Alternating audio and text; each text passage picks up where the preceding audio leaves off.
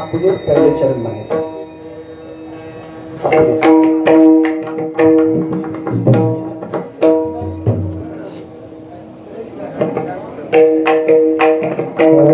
सर्व सुख गोडी जाई चात्रलीवरी, सर्व सुख गोडी जाई चात्रलीवरी, सर्व सुख गोडी जाई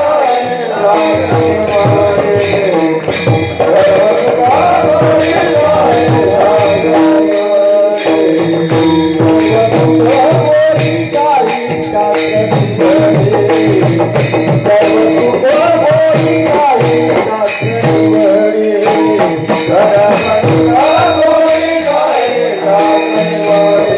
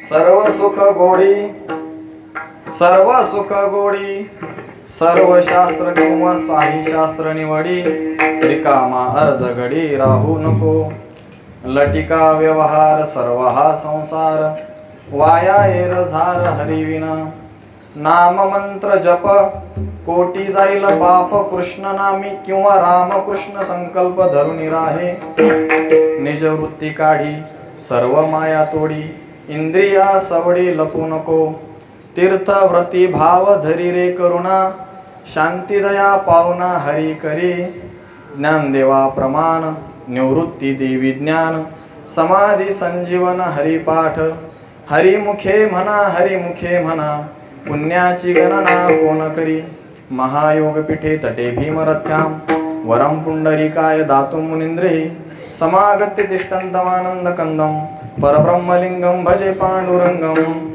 पांडुरंगा करू प्रथमा नमना दुसरे चरण संतानिया दुसरे चरण संतानिया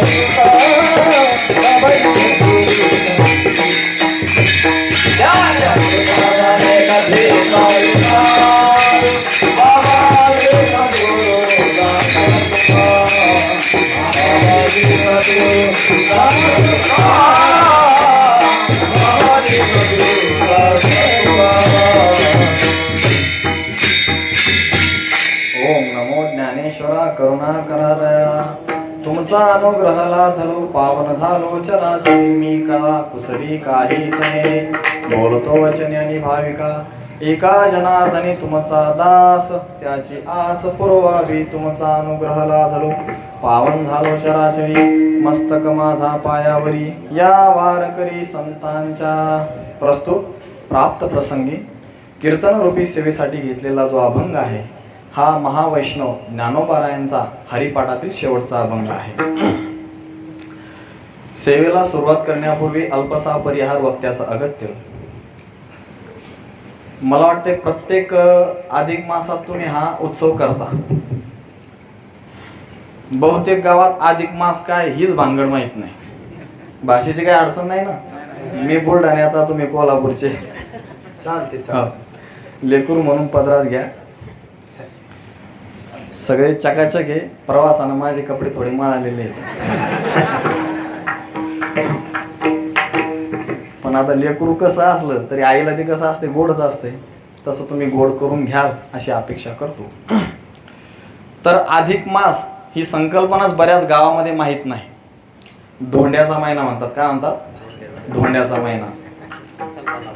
बरेच जण म्हणतात. पण धोंड्याचा महिना ही लगेच सामान्य माणसाची काय परिभाषा आहे. या महिन्याला तुम्ही आता परिचयामध्ये ऐकलंच असेल. पण पुन्हा ऐका. कारण द्विर्बद्धम सुबद्धम भवती. एकदा एक गाठ मारली तर ती चांगली मारली सुटण्याची शक्यता असते. पण गाठीवर जर डबल एक गाठ मारली तर आता सुटण्याची शक्यता आहे का? नाही. तर त्याचा असं आहे, या मासाला म्हणजे या महिन्याला आपले जे सण आहेत सगळे हे चंद्राच्या तिथीप्रमाणे ढकलतात. म्हणून हे 3 दिवस आणि तसा 33 दिवसाचा असतो. 30 दिवसाचा बऱ्याच ठिकाणी साजरा करतात. पण याला कोणीही स्वीकारायला तयार नव्हतं. जसं प्रत्येक महिन्याला प्रत्येक देवतेनं स्वीकार केलेला आहे, पण अधिक मासाचा कोणीही स्वीकार करायला तयार नव्हतं. याला मलमासही म्हणतात. म्हणून आपण वैवाहिक क्रिया किंवा घराची उजळणी, त्याला घर भरणी म्हणतात, किंवा मंदिराचा कलश असतील, अशा क्रिया आपण या महिन्यात करत नाही. म्हणून त्याला मलमासही म्हणतात. अधिक असल्यामुळे त्याला अधिक म्हणतात. आणि भगवंताचा याचा स्वीकार केला कोण? पुरुषोत्तमानं, म्हणून त्याला पुरुषोत्तम मास म्हणतात. आता धोंड्याचा महिना हे कुठल्या शास्त्रात सापडलं नाही, ते आपल्या मनाचं शास्त्र आहे. पण त्याचाही असा तर्क आहे की धोंडा म्हणजे दगड. धोंडा म्हणजे काय? दगड. आणि दगड कसा असतो? हालतो का तो स्थिर असतो.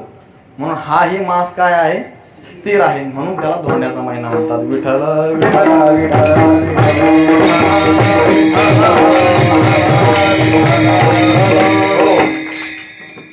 खरं तर प्रवासानं बसून बसून फार जाम झालं काम, म्हणून मी लांबपर्यंत पायी झालो. पण पायी आल्याचा शीन झाला नाही, कारण इतकी हिरवळ या परिसरात दिसली. हो, खूपच हिरवळ. महाराज, आता हा विषय अंतर होईल, पण महत्त्वाचा विषय म्हणून थोडं बोलतो, तुमची क्षमा मागून बोलतो. महाराष्ट्रभरात वृक्षाची एवढी कत्तल सुरू आहे, एवढी कत्तल सुरू आहे. स्वैराचार लावला सगळ्या लोकांनी. स्वैराचार म्हणजे साधूची उपमा दिलेली झाडाला. जो खांडावया गाव घाली, का तयाची लावणी केली, दोघा एकची सावली वृक्ष दे जैसा. त्या झाडाला तोडणारा असेल, भर उन्हाळ्यात रखरखत ऊन असावं, आणि रखरखत्या उन्हामध्ये जर एखादा माणूस झाड तोडत असेल आणि अर्ध तोडून झालं आणि त्याला तहान लागली, तो दमला शिनला, तर कुठं बसतो? सावलीला.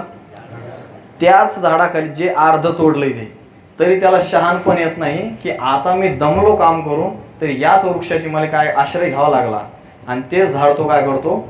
तोडतो. पण या परिसरात एवढे झाडं मला दिसले, खूपच झाडं दिसले, आणि त्यामुळं खूपच मी प्रसन्न. ते प्रवासात येता येता खूप आनंद वाटला. आणि आज खरं तर गावाचं नाव काय? सरवडी. सरवडी वाटून नाही राहिलं, असं वाटून राहिलं हे सोया झालो काय काम आपण. पंढरपूर सारखा दिमागदार, सगळे टाळकरी, मातवृंद, सगळे एकदम स्वच्छ. आणि विषय काय असतो माहिती आहे का? उपाशी असलं की माणूस ताजा तवाना दिसतो. जास्त उपाशी नाही बरं, मला माहिती आहे तुम्ही चहा पिऊन येईल त्यामुळे तर तरी काय नाही. अति उपाशी असलं की त्याचा चेहरा म्लान होतो, श्रांत होतो, आणि दाबून खाल्लं तरी झोप येते. पण मी तुम्हाला वेळेत सोडणार, कारण पोटात तुमच्या कावळ्या आरडतील नंतर नाही. असो, विठ्ठल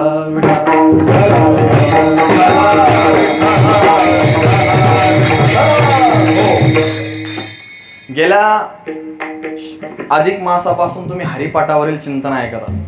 हरिपाठ अशी गोष्ट आहे, सगळ्या वेदाचं शास्त्राचं सार ज्ञानोबारायनं तुमच्या आमच्यासाठी उघडं करून ठेवलंय. आता नेमका हरिपाठात ज्ञानोबारायला काय म्हणायचं हे ज्ञानोबाराशिवाय दुसरं कोणी सांगू शकत नाही. आपण तर्क करू शकतो की असं असं आहे, असं असं आहे. तर ज्ञानोबारायनं तुमच्या आमच्यासाठी हा हल्लरू गायलेला आहे. हल्लरू म्हणजे काय? अंगाई गीत. अंगाई गीत. जसं एखादं तहानं बाळ रडायला लागल्यानंतर त्याची आई अंगाई गीत गाती. एक तर त्याला भाषा समजत नसते, कारण तेवढं मोठं ते झालेलं नसतंय, आणि बहुतेक तिच्यामध्ये शब्द असे असतात, हुलुलुलुलुलु किंवा अरे रे रे रे रे. ते शब्दच नाही, त्याला अर्थच नाहीत काही. पण अर्थ जरी नसला तरी भाव मात्र तिच्यात आहे, कारण तसं काहीतरी आई बोलल्यानंतर बाळ काय होतंय? शांत होतंय. तसं ज्ञानोबारायनं जे काही बोललं याचा आपल्याला अर्थ नाही समजला तरी आपल्याला हा हरिपाठ परमपदापर्यंत म्हणजे निज शांतीपर्यंत पोहोचवणार आहे, यात काही संशय. विठ्ठल विठ्ठल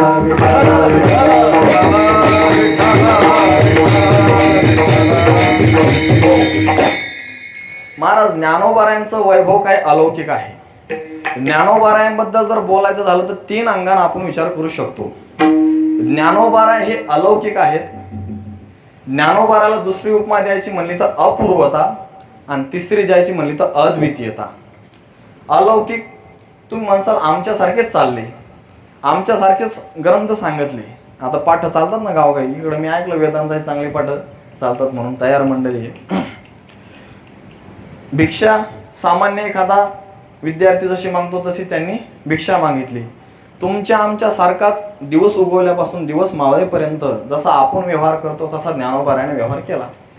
मग लौकिकच आम्ही आहोत आणि ते सुद्धा काय आहेत लौकिकां. मग अलौकिक कसं म्हणता? लौकिक तेही आमच्यासारखेच व्यवहार करतात, आम्ही त्यांच्यासारखा व्यवहार करतो, मग अलौकिक म्हणता कसं? तर नाथ महाराजांना त्याचं एकाच अभंगामध्ये उत्तर दिलं.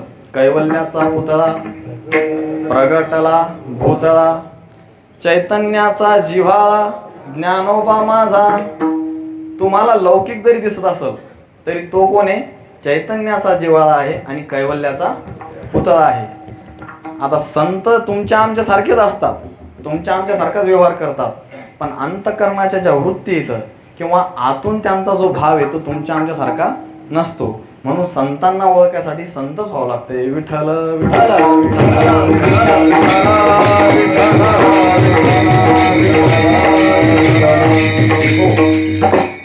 आता अपूर्वता.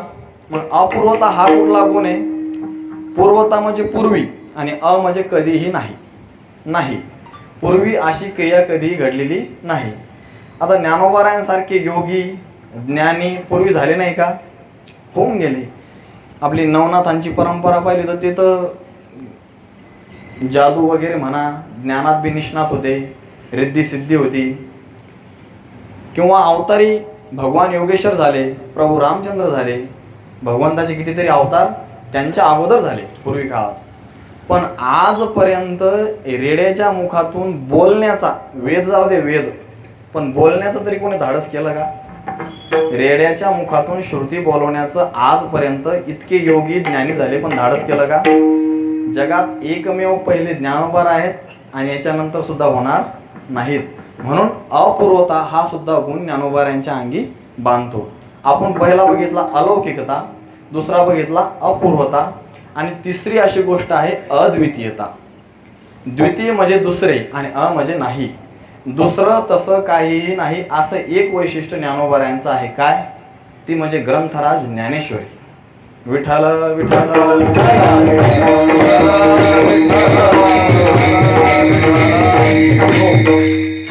समजून आलं कीर्तन? तर ग्रंथराज ज्ञानेश्वरी, ज्ञानेश्वरी सारखा ग्रंथ गुरुवर्य चैतन्य महाराज देगलूरकर असं म्हणतात की ज्ञानोबारायांच्या अगोदर जे जन्माला आले ते सगळे करंटी. सगळे कसे? करंटी. माझे शब्द नाहीत, त्यांचे, क्षमा मागून बोलतो. तिच्यामध्ये ते आद्यगुरु शंकराचार्यांना सुद्धा म्हणतात की तेही तसे म्हणलं तर हरकत नाही.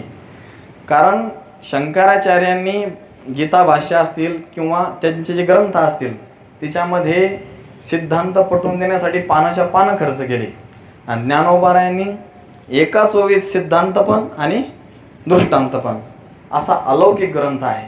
मग आता कोणी असं म्हणेल गीता का ती ज्ञानेश्वरी का ज्ञानोबारायांची जी काही एकट्याची तिच्यामध्ये गीता मिश्रित आहे आणि गीतेवरती काय केलेलं आहे? भाष्य केलेलं आहे.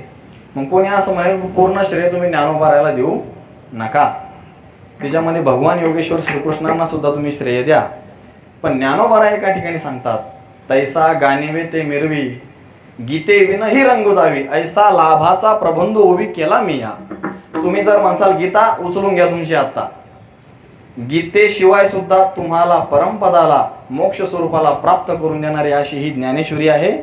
ती त्या काळातही मुमुक्षुला परमपदाला नेत होती आणि आजही मुमुक्षाने तिचं चांगलं चिंतन केलं तर आजही ती ब्रह्म साम्राज्य दीपिका वर्णियेली.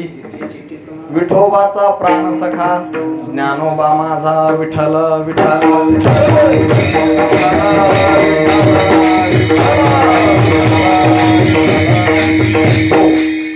असं आगळं वेगळं वैभव ज्ञानोबारायांचं आहे. ते अलौकिक आहेत, त्यांच्या ठिकाणी अपूर्वता आहे आणि अद्वितीयता आहे. असं जगात आपल्याला दुसरं व्यक्तिमत्व सापडत नाही. पूर्वीही नव्हतं, आजही नाही आणि नंतरही राहणार नाही. महाराज असे एक पण संत झाले नाही की त्यांनी ज्ञानोबारायांचं वर्णन केलं नाही. हो, ज्ञानोबारायांनी अमृत अनुभव केला. अमृतानुभव नावाचा ग्रंथ, आता योग वशिष्ठ तर नाहीच, तो ग्रंथ त्यांनी तयार केलेला आहे, पण तो नाही, बहुतेक त्यांचीच इच्छा होती काय करू नसावा म्हणून, त्यामुळेच प्रकृतीच्या पुढे आपण जाऊ शकत नाही. ज्ञानोबारायांनी ज्ञानेश्वरी केली, तरीही ज्ञानोबाराला वाटलं की अजूनही तळागाळात खेड्यापाड्यात सामान्य जे कष्टकरी शेतकरी लोक आहेत, या कष्टकऱ्यांना शेतकऱ्यांना सुद्धा हा ग्रंथ समजला पाहिजे, हे तत्वज्ञान समजलं पाहिजे, लोपलेलं ज्ञान उजागर झालं पाहिजे. म्हणून समाधीत बसून त्यांनी हरिपाठ लिहिला. की जाता जाता त्यांना आला असेल विचार कळवा तुमच्या आमच्यासारख्या साधकाचा, आणि म्हणून त्यांनी हा हरिपाठ ग्रंथ हा तुमच्या आमच्यासाठी लिहिला. पण तुमच्या आमच्यासाठी लिहिला तरी कलियुगाची कोणाचा दोष नाही याच्यात, पण ती युगाची महिमा अशी आहे की तो हरिपाठ सुद्धा आम्हाला समजणं काय आहे, जड आहे. सोपा केला, आता याच्यापेक्षा किती सोपा करणार. पूर्वीच्या काळात वाणीचं लय महत्व होतं, म्हणून सूत्रभाषा होती. सूत्रभाषा थोडकंच बोलायचं, समजणाऱ्यांनी त्यातून भरपूर समजून घ्यायचं. पण जसं जसं वाणीचं महत्व कमी झालं तशी तशी वाङ्मयाची विस्तारता वाढत गेली. पण आता हरिपाठ हा छोटाच ग्रंथ आहे, पण संपूर्ण वेदाचं सुद्धा त्याच्यात काय आहे, सार आहे. आणि सगळ्या हरिपाठाचं ध्रुवपद काय सांगते, ध्रुवपद हा अभंगाचा प्राण असतो. हरिमुखे म्हणा, हरिमुखे म्हणा, पुण्याची गणना कोण करी, असलं कुठलंच दैवत किंवा परिमाण जे मापक असतात ते आजपर्यंत तयार झाले नाहीत हरिपाठ मोजण. पण इतकं मोठं वेदाचं शास्त्राचं गहनत्व एका काही मोजक्या अभंगामध्ये आणून ठेवणं ही कोणाची बाब नाही. याला फक्त संत करू शकतात. काय संत, नाही तर चिकित्सक लोक आणि बडेजाव करणारे लोक रचना करून ठेवतात, पण अर्थ मात्र एवढूसा निघतो. एक सुभाषित आहे, अलिकुल वहनाचे वहनानित होते, शशीधर वहनाने ताडिले मार्गे पंते, नदीपती रिपुत्याचा तात भंगून गेला, रविसुत मही संगे फार दुःखित झाला. आता एवढं मोठं रचना केली, एखादा नवीन श्रोता असं तर तो काय म्हणाल, काहीतरी विशेष आहे भविष्यात, काहीतरी दडलेला आहे. पण याचा अर्थ काही विशेष होत नाही. आली म्हणजे भुंगा, अलिकुल वहनाचे वहन आणत होते. आलीचं कुल म्हणजे आली राहतो कुठं, कमळामध्ये, आणि कमळ कुठं राहते, पाण्यात, म्हणजे काहीच नाही अर्थ, पाणी आणत होते.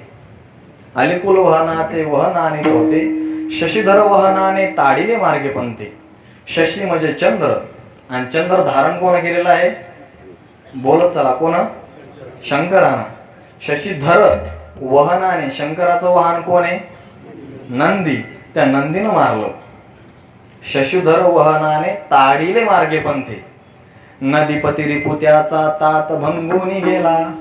नदी, नदीचा पती समुद्र, समुद्राचा वैरी, समुद्र कोणी गेला होता, अगस्ती, म्हणजे त्याचा तात म्हणजे अगस्ती ऋषीचे वडील कोण येतं, कुठून जन्माला आले ते, कुंभातून, घटातून, तो भंगून गेला. आणि रविसुत, रवी म्हणजे सूर्य, रवीचा सूर्य कोण आहे, कर्ण, मही संगे फार दुःखित झाला. म्हणजे पाणी आणत होते, बैलान मारलं, माड फुटला, कानाला लागलं, विठ्ठल विठ्ठल विठ्ठल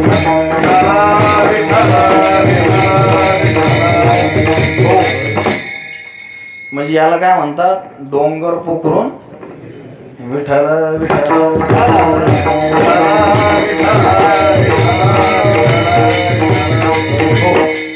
आणि महाराज ज्ञानोबाराने एवढं वेदाचं सगळं गहन करून किती अभंगात आणलं, मोजक्या, काही थोडक्या अभंगात.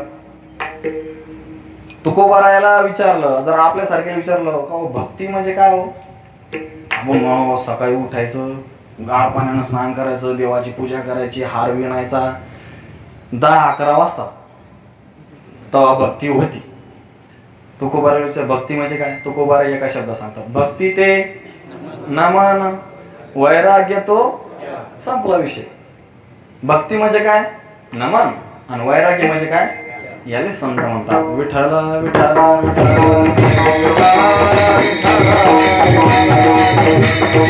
हो. म्हणून संत हे अलौकिक आहेत. ज्ञानोबारायांचा एक छोटासा असणारा हा ग्रंथ हरिपाठ, हिच्यावर तुम्ही चिंतन ऐकले, तुम्हाला म्हणायला तर होईल आम्ही हरिपाठावर सगळे चिंतन ऐकले. आणि ही चिंतनाची एक धार असते, नाही तर बहुतेक प्रक्रिया अशीच करायला पाहिजे संपूर्ण महाराष्ट्रामध्ये. कीर्तनकाराला 8 दिवस अगोदर 10 दिवस अगोदर जेव्हा केव्हा आपल्याला ज्या कीर्तनकाराचं कीर्तन ठेवायचं त्याला सांगून ठेवायचं, गावकऱ्यांची या अभंगावर चिंतन ऐकण्याची काय आहे इच्छा आहे. महाराज ते बी नवीन उचलतील काहीतरी. आता मी तिकडल्या भागात समजा कीर्तन करतो, तुम्ही मला म्हणला असतं कीर्तन महाराज करा कीर्तन, तेच मागणीचा अभंग मी इथं घेतला असता,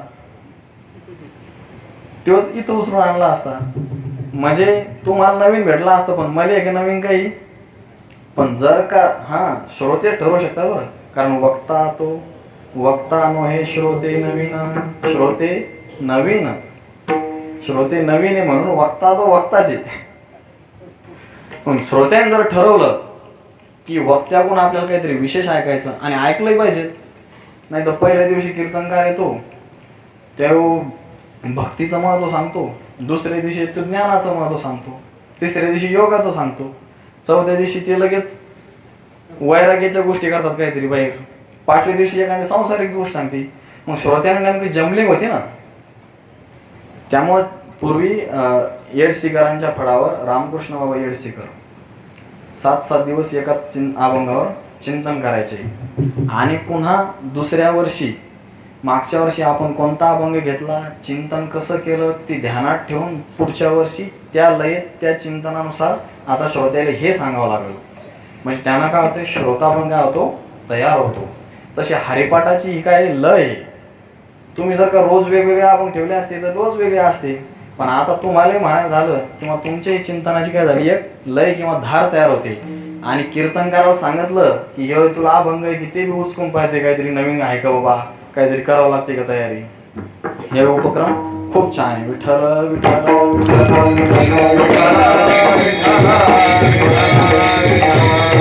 हो, हरिपाठामध्ये काही गमती आहेत महाराज. हरिपाठामध्ये एका चरणात आणि त्या चरणातल्या एका तुकड्यात, फक्त एका चरणात 2 तुकडे असतात ना, तिच्यातच ज्ञानोबारायानं विधी आणि निषेध सांगितलेला आहे. ज्ञानदेव म्हणे सगुणे ध्यान, पुढं काय खडीदंडी दिलेली मधात, आणि पुढं काय आहे नाम पाठ.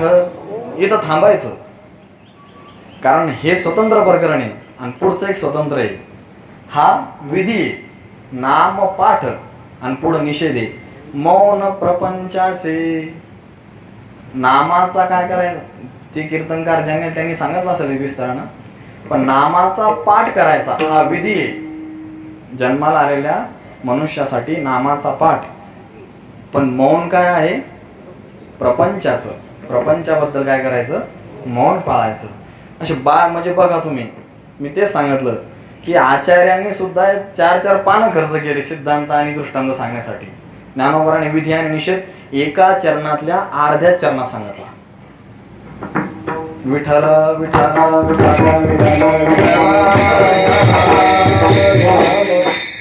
आता त्रिवेणी संगमी नाना तीर्थ भ्रमी, चित्त नाही नामी तरी ते व्यर्थ. म्हणजे चिंतनाची धार पहा, म्हणजे एका उंचीवरून एका विचारावर ज्ञानोबा दुसऱ्या विचारावर कसे जातात बघा. या दुसऱ्या खंडणीतला हा पहिला अभंग आहे की 3ही तीर्थात तुम्ही भ्रमण केलं तर हे तीर्थ भ्रामका, तू कितीही पायानं वनवन केली, पण जर का तो नामाच्या ठिकाणी चित्त नसेल, नामाचं चिंतन करत नसेल, तर गावात किंवा शेतात फिरणारा काय तो काय, त्यात काही फरक येऊ. तरी संसारात 2 गोष्टी कमवणार, तू तर काय फायदा होणार नाही. आणि त्याच खंडणीतला शेवटचा अभंग कोणता आहे, हरिवंश पुराण, हरिनाम संकीर्तन, हरिविन सौजन्य नेणे काही, तया नराला धले वैकुंठ जोडले, सकळही घडले तीर्थाटन. म्हणजे 3ही तीर्थाच्या ठिकाणी तू गेला आणि 3 तीर्थाच्या ठिकाणी गेल्यानंतर जर नामचिंतन केलं नाही तर ते व्यर्थ आहे. पण तू जर एकाच ठिकाणी बसला आणि हरीला सर्वतोपरी मानलं तर तुला घर बसल्या सगळे तीर्थ करतात. विठ्ठल विठ्ठल विठ्ठल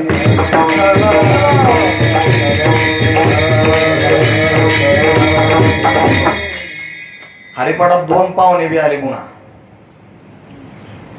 2 पाहुणे कुठं कुठे आले सांगा बरं. यमाचा पाहुणा आणि आजच्या अभंगात 2 पाहुणे पण आलेले इथं. म्हणजे असा हरिपाठ आहे. आणि एका विचारावर नेऊन काय करतो हरिपाठ दुसऱ्या विचारावर नेतो. कसा? सुख आणि दुःखासाठी माणसाला विचारच कारणीभूत आहे. विचार. एखादा माणूस जर बसला आणि तो जरा थोडा, त्याला आपण शुद्ध मराठीत अपसेट म्हणू, जरासा अपसेट आहे, आणि आपण त्याच्यापाशी गेलो आणि आपल्याला थोडं ऊन लागली व काहीतरी घरचा ताण याच्या मागं लागलाय. मग आपण त्याच्याजवळ बसायचं आणि त्याला म्हणायचं, गड्या तुझी जी पत्नी आहे ना, असा विचार कर बरं, तिच्यासारखं मयाळू जगात दुसरं कोण नाही. महाराज ते किती नाराज असलं तर कसं गुतकून असते का नाही, कारण तो विषय अवघड आहे जरा. महाराज बी हसा लागले, तुम्ही बी हसा लागले का? असो. पुढं त्याला म्हणायचं, तुझे मुलं आहे ना, त्यांच्या मुलासारखे मुलंच नाहीत, दुसरे मुलंच नाहीत. तुझ्याकडे एवढी गडगंज श्रीमंती आहे, त्याला आपण काय करू माहिती आहे का, तुमच्या गावातला 25 एकराचा कास्तकार करून टाकू. कराल काय हरकत? आपलं कुठं बिल द्यायचं? मग तर त्याचा आनंद गगनात मावणार नाही महाराज. आता आपण त्याला मोबदला दिलाय का? काही केलंय का आपण? फक्त काय करावं, त्याला विचार करायला लावला. विचार. आणि विचारानंच काय झाला, तो आनंदित झाला.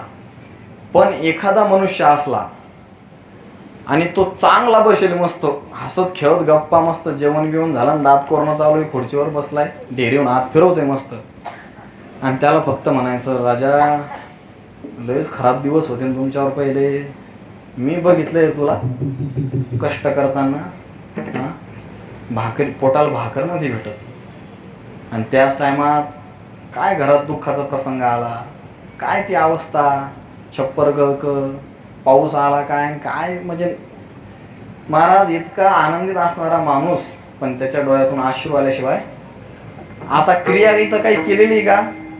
पहिल्याही माणसाला तो नाराज होता, पण आपण विचार कसा व्यक्त केला, फक्त त्याला आनंदित करण्याचा.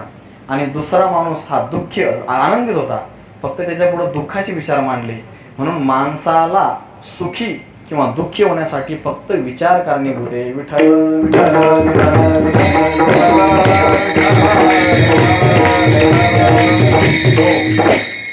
म्हणून संसारात तसा विचारच करायचा असतो.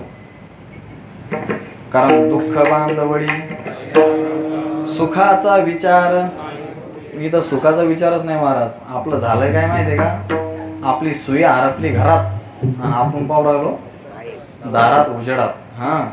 म्हणजे जे संसार दुःख मूळ ज्ञानोबाच म्हणतात चहूकडे. मग दुःख रूप असणाऱ्या संसारात आपण काय शोधू राहिलो? सुख. कसं सापडणार आहे का?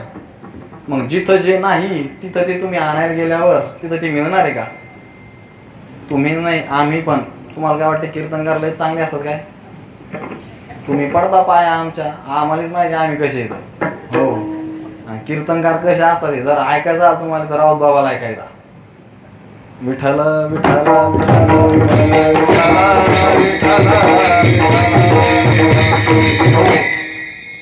वास्तव परमार्थ काय आहे हे साधू मंडळी जाणू शकतात. ज्ञानी वेगळा आणि साधू वेगळा. बरं, ज्ञानी वेगळा, ज्ञानी म्हणजे कोणतं? स्वस्वरूपाचं ज्ञान नाही म्हणत मी, शब्द पांडित्य. शब्द पांडित्य वेगळं आणि साधुत्व वेगळं. कलाकार असला, त्यानं एखाद्या महिन्यात चांगलं टिपण पाठ केलं तर तो इतकं सुंदर बोलू शकतो महाराज. अभिनय, शेवटी कीर्तन ही कला आहे. आणि साधू असलं त्याला बोलता येणार नाही, पण जर एखादा मुमुक्ष असला आणि त्यानं तत्वमसी म्हणलं तर मुमुक्ष उद्धरू शकतो. ही साधूची ताकद आहे. आणि एखादा मुमुक्ष असणारा जर का भोंदूच्या ताब्यात गेला तर तो विषयी होऊ शकतो आणि विषय पामर बी होऊ शकतो. विठ्ठल विठ्ठल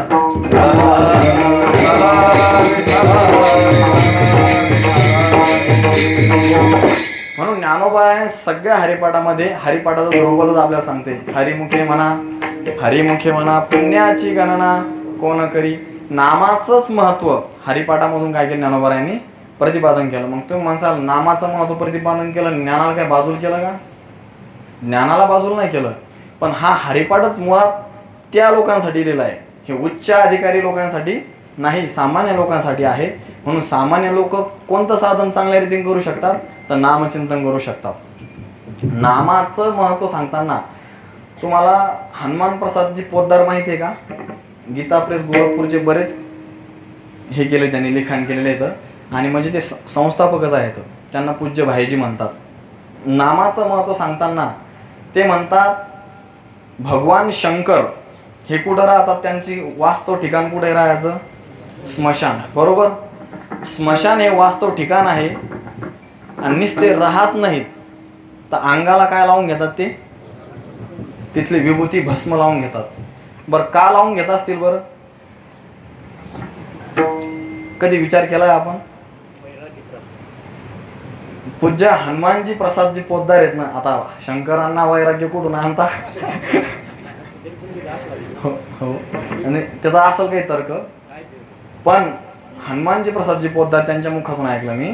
ते म्हणाले त्यांचं रामावर जेवढं प्रेम आहे तेवढं जगात दुसरं कोणाचं, आणि प्रभू रामचंद्रांना शंकर जेवढे प्रिय आहेत तेवढे दुसरे कोणी प्रिय नाहीत.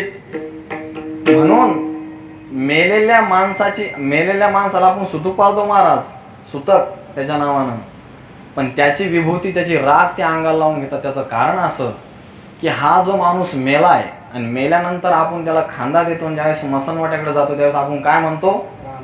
राम नाम, राम नाम. मग या मेलेल्या माणसाच्या निमित्तानं या लोकांच्या मुखामध्ये राम नाम येऊ राहिलं. मग हा मेलेला माणूस किती पवित्र म्हणला पाहिजे, आणि इतका पवित्र असल्यामुळे त्याची विभूती ती अंगाला लावून घेतात. विठ्ठल विठ्ठल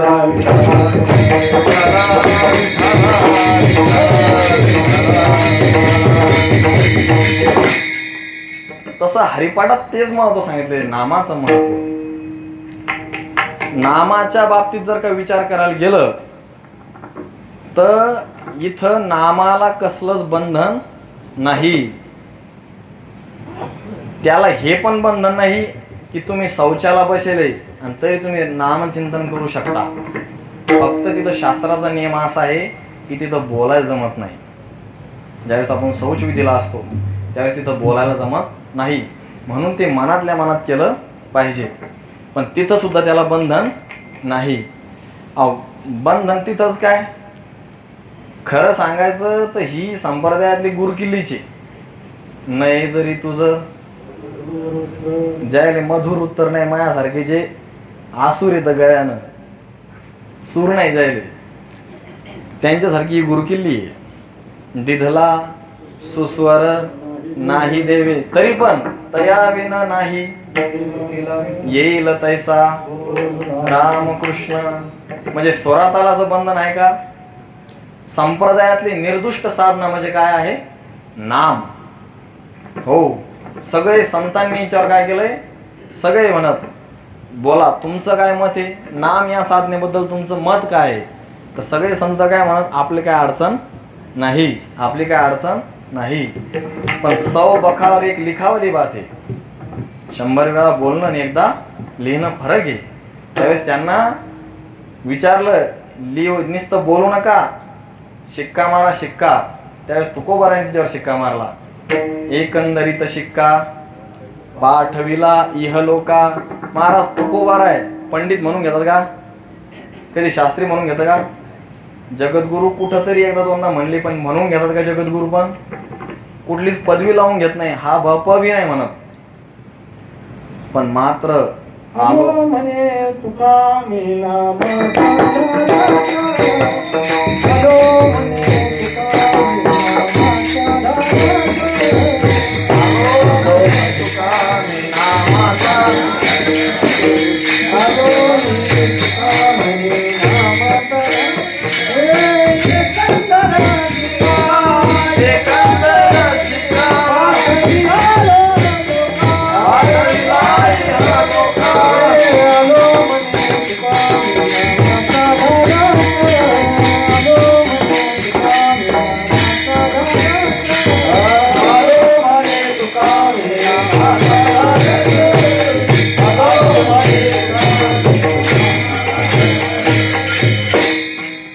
करीत शिक्का पाठविला इहलोका आलो म्हणे तुका मी नामाचा धारक. आम्ही नामाचे धारक नेनो सर्व भाविक. तुकोबाराय कसलीच पदवी लावून घेत नाही, पण नामधारक मात्र ठसवून सांगतात आम्ही नामाचे धारक. संत एकांती बैसले सर्वही सिद्धांत शोधिले. विठोबाशी निजनिष्ठा. म्हणून नाम ही साधना संप्रदायातली निर्दुष्ट, कसल्याच प्रकारची त्याला दुष्ट लागत नाही अशी निर्दुष्ट साधना कोणीही करू शकतो. कोणीही, कसलंच बंधन नाही. नामाला काळाचं बंधन आहे का हो? काळ वेळ नाम दोन्ही पक्ष पाही. दुसरं एक प्रमाणे काळ वेळ नसे नाम संकीर्तनी. उंच नीच योनी हेही नाही. ब्राह्मण क्षत्रिय वैश्य शूद्र चांडाळा आहे अधिकार. बाळे नारे नर आदी करुणी. वेश्या जरी स्त्री असली तिला सुद्धा भगवंताचं नामचिंतन करून स्वस्वरूपाचं ज्ञान करून घेण्याचा अधिकार आहे महाराज. म्हणून ही निर्दुष्ट साधना आहे. आपण पाहिलं काळाचंही बंधन नाही, स्वरा तालाचं बंधन नाही, वर्णाश्रमाचं सुद्धा बंधन नाही. बरं, तुम्ही आम्ही रामकृष्ण हरी हा मंत्र शुद्ध जपतो का? सगळे व्याकरणात निष्णात आहे का आपण? मी तर नाही, तुमच्यात असू शकते. आहे का? मग आपण शुद्धच जपतो का? अहो शुद्ध काय, एका बहादरानं उलटा जपला. मारा मारा यही मंत्र उनके अंतर भेदा. वालाचा तो वाल्मिक हुआ जब भेटी हुई नारदा. नाम राम से ज्यादा, अरे भाई नाम राम से ज्यादा. सरका जपायच्यात काय नवले, उलटा जपला. उलटा राम राम हा मंत्र उलटा जपला. कारण महाराज नाम मुखाला येणं ही बी साधी गोष्ट नाही. सर्वत्र दुर्लभ. आणि नाम का सांगितलं ज्ञानदेव म्हणे नाम आहे सुलभ आहे, पण मग दुर्लभ कस काय जाणतो? नाम सोपं आहे तुकोबाराने सांगितलं शेवटच्या हरिपाठानंतर जामगात. सोपं आहे, पण शहाणाच कस काय घेतो? कारण बुद्धीच होत नाही. कारण नाम जरी सोपं असलं तरी मुखाला येण्यासाठी पुण्य लागते. ते पुण्य साचा पडे तरी हे बहुता जन्मी नाम तुझे समागम घडे. याचा अन्वय असा लावा लागतो. तिळाने पुण्य साचावं लागते, मग संतांचा समागम घडतो. हे बहुती जन्मी करावं लागतंय आणि मग मुखाला नाम येतंय विठ्ठल विठ्ठल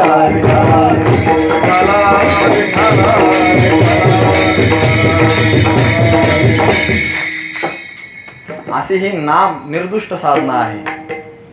पुन्हा नामेल जागेचं बंधन आहे का बरं? असाल ते करा नामाचे चिंतन प्रगट पसारा. असाल ते करा. म्हणून नाम ही साधना अतिशय निर्दुष्ट साधना आहे. त्याला कसलंच बंधन नाही. त्याला स्वरताल लागत नाही. त्याला कुठलं वर्ण अभिमान नाही. त्याला जागेचं बंधन नाही. त्याला काळाचं बंधन नाही. म्हणून असं हे नाम ते हरिपाठात ज्ञानोबारायाने प्रतिपादन केलं आहे. विठ्ठल विठ्ठल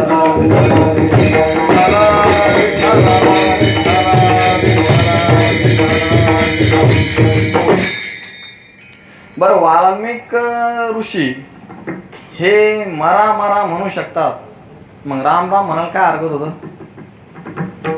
मरा मरा म्हणू शकतात का नाही? मग राम राम म्हणाल काय हरकत आहे? पण त्याचं कारण असं आहे, म म्हणलं रामातलं आणि म म्हणलं मरातलं आणि राम म्हणला रामातला आणि राम म्हणला मरातला, तर शब्द काही वेगळे उरायले का? नाही. पण राम म्हणायला पुण्य लागतंय आणि मरा म्हणायला पुण्य लागत नाही.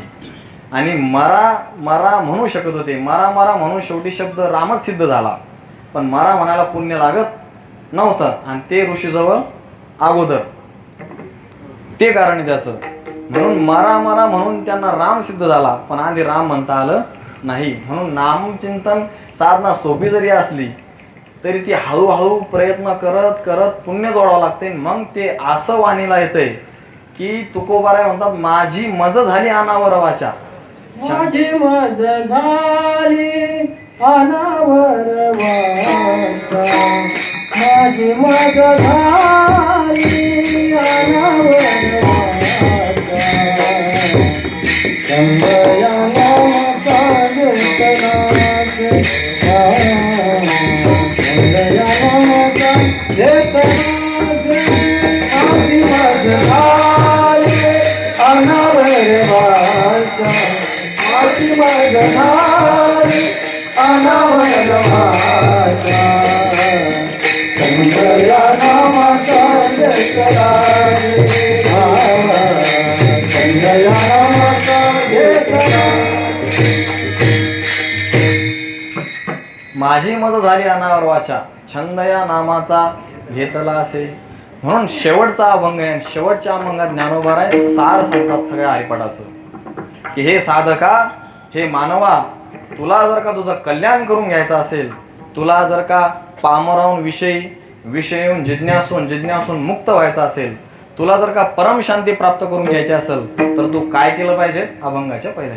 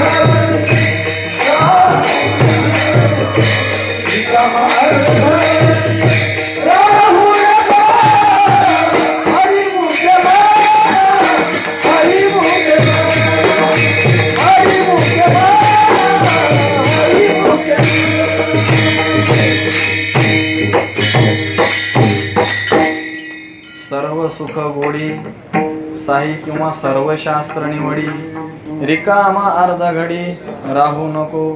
हे साधका, हे मानवा, तुला जर तुझं कल्याण करायचं असेल तर एक दिवस नाही, अर्ध घडी सुद्धा रिकामा राहू नको. कारण कुत्र्या मांजराच्या जन्माला आलेली जी घडी नाही, ही मनुष्य जन्माला, हो, जो देवकादिकांना सुद्धा काय आहे, दुर्लभ असा मनुष्य देह आहे. तो मनुष्य देह तुला प्राप्त झालेला आहे.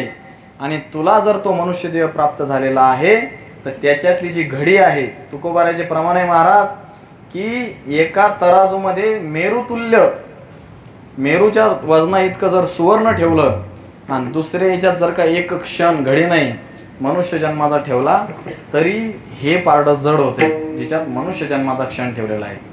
अहो, जे तुमच्या आमच्यापेक्षा दिव्य भोग भोगणारे देवता येतं, त्यांची सुद्धा अपेक्षा आहे की मी कधीतरी मनुष्य व्हावं आणि मी सुद्धा भगवंताचं काय करावं, गुणगान गावं, नामचिंतन करावं, माझ्याच्यानं कधीतरी भगवंताचं नाम माझ्या मुखात आलं पाहिजे. त्यांना ही अपेक्षा आहे, त्यांना या जीवनाची किंमत आहे.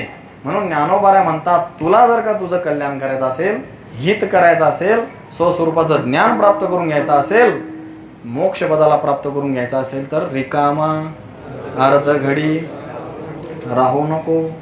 दमानं का चालणं, पण चाल बंद पडायला नको. एक राजा होता आणि एका मेंढपाळावर तो प्रसन्न झाला आणि म्हणून त्यानं खाऊ पिऊ घातलं. त्या राजानं त्याच्याजवळची शाल, रत्नजडित शाल त्या मेंढपाळाला दिली. कोणाला? मेंढपाळाला. आणि मग तो मेंढपाळाच महाराज शेळ्या म्हणा का बकऱ्या त्याच्या राखायला गेला डोंगरावर, आणि पत्नीनं त्याला गवऱ्या जमा करून आणायला सांगितल्या होत्या येता येता. मग आता पोत तर आता दृष्टांतात सांगायचं म्हणजे नाही होतच ना पोतं, नाही तर मग पोतं आणता आलंच ते रे. पोतं नेलं नव्हतं, काय नव्हतं. मग त्यानं आथरली शाल आणि तिच्यात टाकल्या गौऱ्या. काय चुकलं त्याचं? त्याचं काय चुकलं? कारण त्याला त्या शालीची त्याला ज्ञान होतं का त्याचं? नाही. हिरे माणिक मोती अगदी सोन्याच्या तारा विणून ते शिवलेलं होतं. सोन्याचा तर आता बोलायचाच विषय नाही राहिला. इतकी रत्नजडित आणि इतकी महागडी शाल, पण त्याच्यात त्यानं काय भरल्या? गौऱ्या. आणि ती कोणा दिली होती? राजानं. अगदी आपण त्याच्या पुढचे जगाच्या मालकानं आपल्याला ही शाल दिलेली आहे आणि आपण गौऱ्या नाही राख भरवल त्यात. राख. विठ्ठल विठ्ठल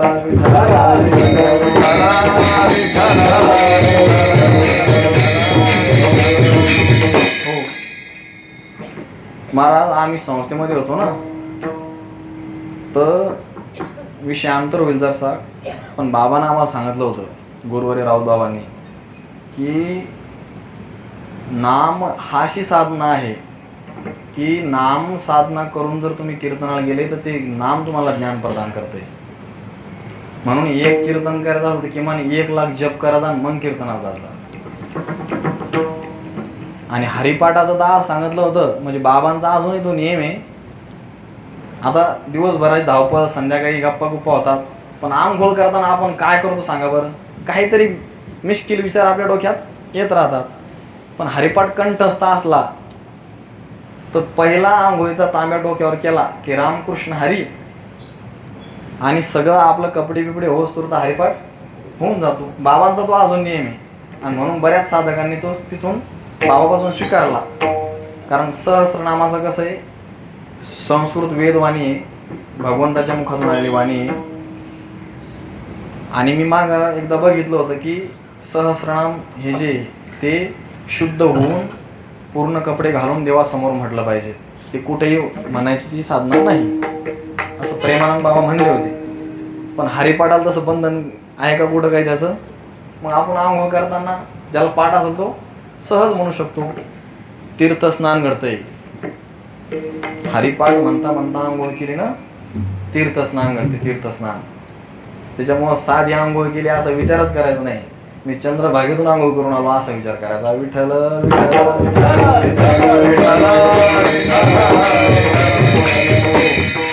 म्हणून रिकामा अर्धघडी राहू नको.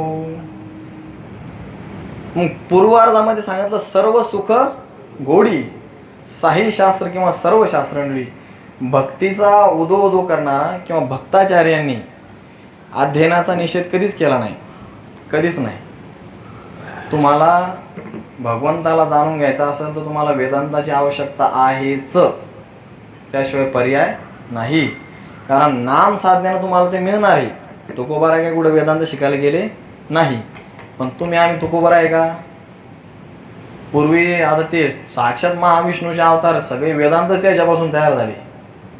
पण तुकोबाराने हे सांगून दिलं की नाम साधनेद्वारेच मी ज्ञान प्राप्त करून घेतलं. नाही तुकोबाराचे अभंग येतं वेदांत कितीतरी, म्हणजे गाथा हाच काय वेदाचं सार आहे. पंचमवेद आहे, तुकोपनिषद म्हणतो त्याला आपण. आणि याला वेद का म्हणतो बरं? आपण वेदाचा अभ्यास करेल का? तुमच्यात असेल करेल, मी क्षमा मागून बोलतो, असू शकतो, असं काय नाही.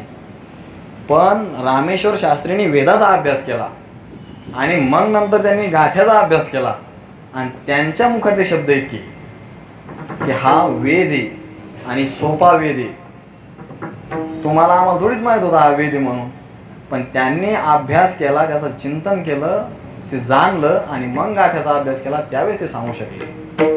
म्हणून सर्व शास्त्र निवड, भक्तिशास्त्र निवड, आणि भक्तिशास्त्रातून काय होईल तुला? मग सर्व सुखाची गोडी कुठे आहे? सुख तर आहेच. विषयेंद्रिय संयोगात यत्तदग्रे अमृतोपमम. ज्यावेळेस विषयाची आणि इंद्रियाची भेट होती महाराज, त्यावेळेस अमृताचा आस्वाद होतो. गीतेमध्ये 18व्या अध्यायात भगवान सांगतात. पुढे त्याला राजसुख म्हणलं त्यांनी, पण अगोदर काय होईना ते काय होतंय? अमृताचा. एखाद्याला मस्त भूक लागलेली असावी आणि जामुनची वाटी त्याच्या पुढं आणावी. नुसती वाटी नाही बघ, जामुन बी टाकून आणायची. नुसती वाटी आणून जमणार नाही. त्यावेळेस त्यानं त्याचा आस्वाद घेतल्यानंतर ते काय म्हणतोय, वा वा वा वा वा, काय मजा आहे. म्हणजे अमृताचा अनुभव त्याला आला का नाही. परिणाम जरी चांगला नसेल त्याचा, पण अगोदर विषय आणि इंद्रियांचा संयोग झाला आणि विषय इंद्रियाचा संयोग झाल्यामुळे अमृताचा काय झाला, अनुभव येतो. आणि ज्या लोकांना हा हरिपाठ सांगायचा आहे त्यांची मान्यता तीच आहे ना. ते विषयालाच आनंद मानून बसू राहील ना अजून पण. हो काय शेती घेतली, वा वा वा वा, पेढे पाटील पेढे, गाडी घेतली पाटील पेढे, म्हणजे आनंदाचं द्वैतकच म्हणून पेढे वाटतो ना आपण. म्हणजे भाऊ काय राहिलं, विषयच प्राप्त करू राहिलो आणि आपल्याला अजूनही मान्यता काय आहे, आपल्या मान्यता इतक्या खराब आहेत लोकमान्यता की अजूनही त्या विषया प्राप्त करण्यातच त्याचं जीवन संपून जातंय. पण आनंद त्याला शाश्वत प्राप्त होत नाही. त्याचा आनंद नाही असं नाही, पण विचारसागराच्या प्रक्रियेनुसार जसा चंद्राचा उजेड भांड्यामध्ये असलेल्या स्थिर पाण्यामध्ये जसा पडला आणि पडल्यानंतर जसा ते चंद्राचं प्रतिबिंब स्पष्ट दिसतंय, कधीपर्यंत आत्मानंद वृत्ती झाली तोवरच. पण त्या वृत्तीला पुन्हा जेव्हा दुसऱ्या विषयाची जिज्ञासा होती, लालसा लागती, मग जसं ते वारा आलं की काय होते, पाणी हलतंय, मग प्रतिबिंब स्पष्ट दिसतंय का, नाही. मग बुद्धीमध्ये आत्मानंद प्रकाशित होत नाही. आणि म्हणून पहिला विषय प्राप्त झाला आणि पहिला विषय प्राप्त होऊन त्या विषयातली आपली रुची संपली की आपण दुसऱ्या विषयाकडे धाव घ्यायला लागतो. म्हणजे एक गाडी घेतली आहे, ती गाडीवर पहिल्या दिवशी पुसपास करते आणि नंतर चौथ्या दिवशीवर शेण पडते, मग तिच्याकडे ते पाहत नाही. मग त्याला आता वेगळ्याच विषयाची हवं लागते की आता मी दुसरं काहीतरी प्राप्त करू. म्हणून शाश्वत समाधान त्याला प्राप्त होत नाही. विषय इंद्रिय संयोगात अग्रे म्हणजे सुरुवातीला अमृतोपम भगवान म्हणतात, त्याला अमृताचा काय होतो, अनुभव म्हणतो. म्हणून ज्ञानोबारायाने तर नुसतं सुख नाही केलं, सर्व सुख. मग सर्व सुख काय आहे तर एकच आहे, ते म्हणजे परमात्मा. आणि तो परमात्मा, अविनाशी परमात्मा जर तू निवडून जाणला शास्त्रातून ग्रंथातून, तरच तुला सर्व सुखाची काय होऊ शकते, प्राप्ती होऊ शकते. विठ्ठल विठ्ठल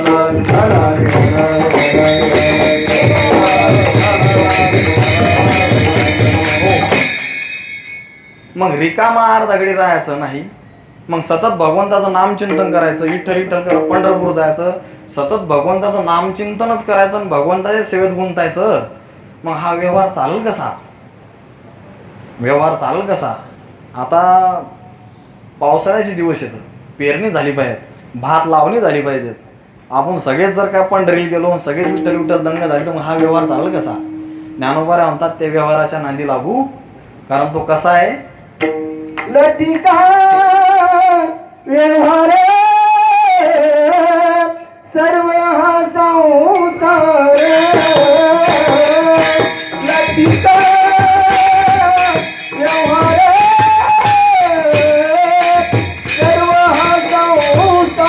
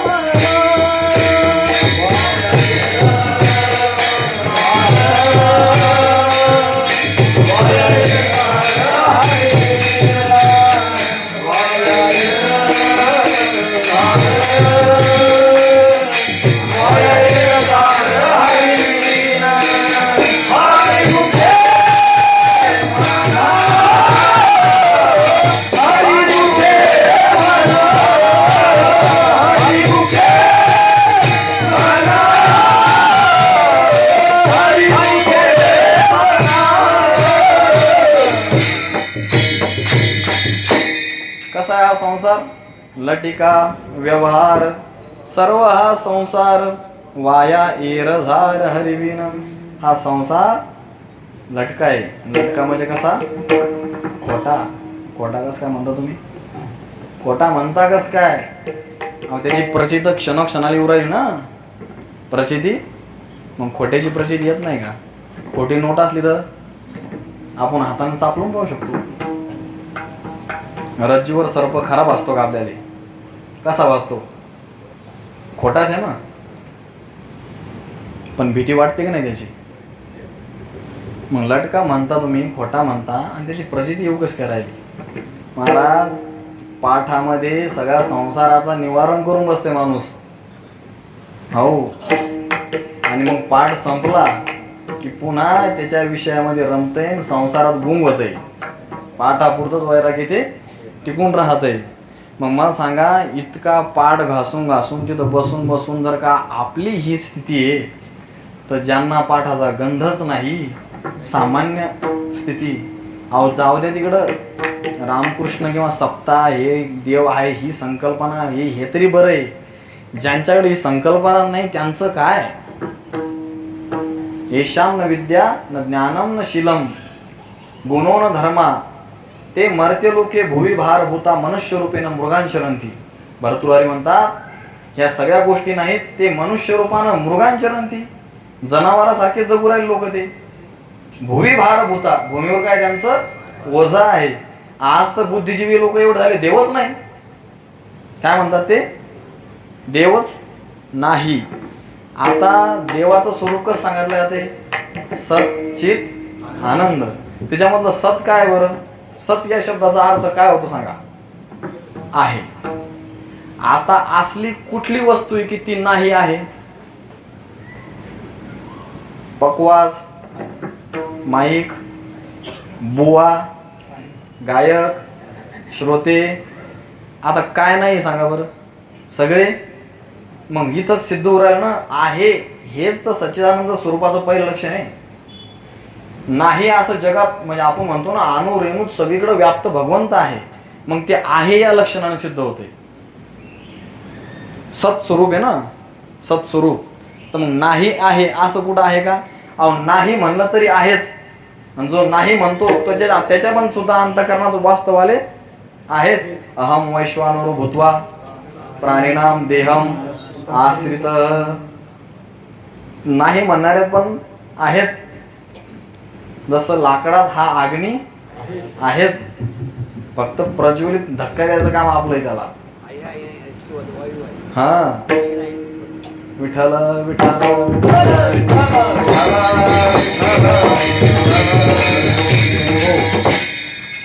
तसा संसार हा लटकाचे. आता अति अनिर्वचनीय असल्यामुळे काय होते माहिती आहे का? त्याची प्रचिती येते आपल्याला. संसाराला जर का वंध्यापुत्राचं लक्षण लावलं तर वंध्यापुत्र दिसतो का? हा. सशाचं शिंग दिसतंय का? पण ससा संसार आपल्या प्रचितीला आहेच. मग त्याचं ते अनंत युक्तीनं ग्रंथाच्या विचारानं सगळी संगती लावून मग त्याला बाध करावं लागते. तेव्हा त्याचं काय होतंय? हा नश्वर आहे आणि लटका आहे अशी प्रचिती येते. ती एवढी प्रक्रिया सोपी आणि मला एवढी येत पण. विठ्ठल विठ्ठल विठ्ठल.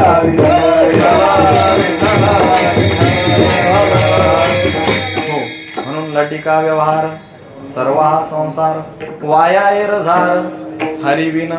हरी शिवाय म्हणजे हरी संग जर का तो तादात्म्य केलं नाही, म्हणजे ज्या वृत्ती आहेत आपल्या ज्या संसारात गेलेल्या आहेत त्या जर का तू हरीसोबत कुठलाही संबंध जोड, पण हरीसोबत जोड.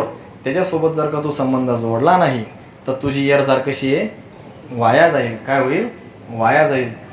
एकदा काय झालं, एक चांगलं घर होतं, लडेजवा चांगला होता, मोठ्या घराची मुलगी उपवर झाली आणि ती आता मोठं घर म्हणल्यावर त्यांनी पार लांबचा जवळ पाहिला आणि लांबचा जवळ पाहिला आणि विवाह उरकून घेतला. आता वेळ कमी असल्यामुळे पटपट लग्न झालं, सगळं झालं. मग मुलगी गेली तिकडं नांदायला, सगळं झालं. आणि मग असाच अधिक मास आला असेल आणि मग भरपूर त्यावेळेस काही मोबाईलची व्यवस्था सुविधा नव्हत्या. मग पत्रव्यवहार वगैरे व्हायचे. आणि मग जवयाच्या विनंत्या करू करू बेजार झाले की आता या कधीतरी या कधीतरी या. मग एकदा ते पत्र जवाई म्हणे बाबा आता लय बोलवून झालं, काय हरकत नाही, एक पत्र पाठवून दिलं की आम्ही अमुक अमुक दिवशी या दिवशी येणार म्हणल्यावर काय हरकत नाही, सगळे आनंदित झाले. सुनाचं तर मग ठेवी नाकाचा मोती गहाण, राखे जवायाचा मान. हां, सासूचं म्हणलं की अशी तिला मग सुशेच ना आता काय करून काय नाही. आता मी काय बासुंदीचा दृष्टांत सांगणार नाही, ते जुने कीर्तनकार जास्त सांगायचे. पुन्हा बासुंदी खरड कस काय झाली ते बी सांगायचे. मग झालं तसं आणि सगळी तयारी, साऱ्या गावाला सांगितलं तुपाचं जेवण, श्री बालाजीचा बेत. श्री बालाजी माहिती आहे ना? हो, श्रीखंड बालाजी लाडून बासुंदी, हो जिलाबी, सगळ्याचा बेत ठरला. आणि जवाई येणार सगळं झालं, रेडी झालं. आणि लोक फक्त आता जवाई कधी येतो आणि आपण ताव कधी मारतो याचीच वाट पाहू लागले. आणि मग लगेच एसटीची यायची वाटच पाहायला झाली. गावात आता एसटी या टायमाला येणार आणि याच गाडीवर जवाई येणार. महाराज एसटी आली, सगळं थाटामाटा तिथं बँड बाजा लावून लगे तयार. आणि एसटीचा कंडक्टरने एक पत्र दिलं हातात. हे पाहिलं जवाई तर नाही, पत्र आलं. पत्रात लिहिलं होतं की अर्जंट मीटिंग असली होती, खूप मोठं काम आलं होतं आणि कामाच्या व्यापानं येणार होतो पण येणं झालं. बापा आता ते सासू झाली नाराज. पण सासूपेक्षा ज्याला भुकाला गेलं होत्या का तुमच्यासारख्या ते लय नाराज झाले. ते एखाद्या कीर्तनकारानं जर का 10च्या पुढे कीर्तन घातलं तुम्हाला वाटतं हाना गेला धरून. वाटतंय का तसं? वाटतही असेल म्हणा, काय सांगा. असो, पण आलं लोकांना वाटलं आता हिचं जाऊ द्या, पण खायचा काय मी आहे. हा, मग ती कशी म्हणती आता झाला घाला एकोल्या कुत्र्याला, आता काय खाऊ देऊ नका लोकायले. ते म्हणून आमचा काय दोष आहे भाऊ तिच्यात? तुम्ही आम्हाला जेवायला सांगितल्यामुळे घरात चूल पेटली का नाही. पण तिचं म्हणणं काय झालं, एवढं केलं आणि एवढं केलं तसं होईल हे आपलं. हा, वाया रझार, सगळा संसार करू, सगळा खटाटोप करू. अंतकालेचे मामेव स्मरण मुक्त्वा कलेवरम य प्रयाती समद्भाव याती अत्र संशयम न असती. भगवंत सांगतात, तुकाराम महाराज म्हणतात, अंतकाली ज्याच्या नाम आले मुखा तुका म्हणे सुखा पार नाही. असं व्हायला नको आपल्या बाबतीत की एवढा संसार केला, पोराचं शिक्षण केलं, मुलीला चांगल्या घरी दिलं, सगळं खटाटोप नको त्याचं केलं, सगळं दुःख पोटात घेऊन एवढा मोठा संसार उभा केला. पण जर का तो आपल्याच उपयोगाला आला नाही ना, तर एवढं करून काय होईल, वाया जाईल. म्हणून लटिका व्यवहार वाया रझार हरिबिन, म्हणून हरिबिन व्यवहार वाया आहे. मग हरिबिन व्यवहार वाया नाही घालायची आणि हरीला प्राप्त करून घ्यायचं असेल तर काय केलं पाहिजे? नाम मंत्र जप कोटी जाईल पाप. नाम मंत्र जप कोटी जाईल पाप. नाम मंत्र जप कोटी जाईल पाप. नाम मंत्र जप कोटी जाईल पाप. कृष्ण नामे संकल्प धरून राही. कृष्ण नामे संकल्प धरून राही. हरी मुख्य मना, हरी मुख्य मना, हरी मुख्य मना, हरी मुख्य मना. नामे संकल्प धरून राही.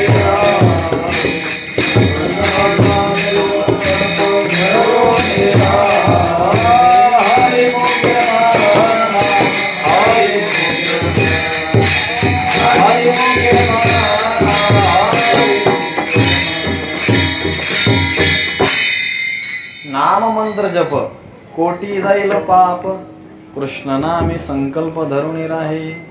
गुरु रे बाबा असं म्हणतात की कोल्हे कुत्रे आपल्यापेक्षा बरे, कारण ते काय करू राहिले, आपला भोग जो आहे तो संपू राहिले.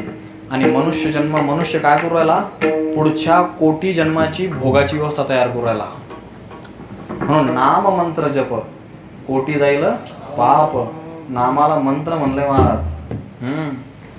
कोटी पाप यानं काय होते, नष्ट होते. असे कितीतरी उदाहरणं पुराणामध्ये आपण बघितलेले आहेत. त्या भावार्थ रामायणामध्ये एक अशी ओवी आलेली तर नामाचं महत्व सांगताना, राम नामाचं, तिच्यामध्ये नाथ महाराज असं म्हणतात, सोये बुडती आणि का बुडविती, ऐशी पाषाणाची जाती, तेही सागरे तरती आणि तारिती वानरा. पाषाण कसा आहे, दगड कसा आहे, स्वतः बुडतो. पण महाराज एखाद्यानं म्हणलं, अरे मला पोहणं नाही बाबा, दगडाचा आश्रय घेऊन मी जरा पाण्यावर तरंगतो. अहो त्यानं हातपाय हलवले तर 2-5 मिनिटं जगलते. पण जर दगडाचा आश्रय केला लगेच बुडाले, लगेच. बरं पोहणं नाही, एखाद्याला चांगलं कट्टर पोहणं नाही आणि त्यानं जर दगडाचा आश्रय केला तर पोहणाऱ्याला पण काय करते, दगड बुडवतंय. पण नाथ महाराज काय म्हणतात, सोय बुडती आणि का ऐसी पाषाणाची जाती. पण नामाचा प्रभावाच्या चिंतनानं काय होऊ राहिलं, तेही सागरे तरती, तिथं तरूच राहिले आणि तारिती वानरा. नामाचं महत्व आहे. हो, सततम कीर्तयंतो माम, या श्लोकाच्या खालच्या ओव्या बघा. कीर्तनाचे नटनाचे नाशिले व्यवसाय, जे नामाची नाही पापाचे, यमदमा तीर्थे ठायावरणी, यमलोकीची कुंडली. यमू म्हणे कवना ते यमावे, दमू म्हणे कवना ते दमावे, तीर्थे म्हणती काय खावे, दोष औषधाशी नाही. ऐसे पहाटे विना पहावित, योगे विना दावित, कैवल्य डोळा. कृष्ण विष्णू हरी गोविंद या नामाची निखळ प्रबंध, माझी आत्मचर्चा विशद उदंड गाती.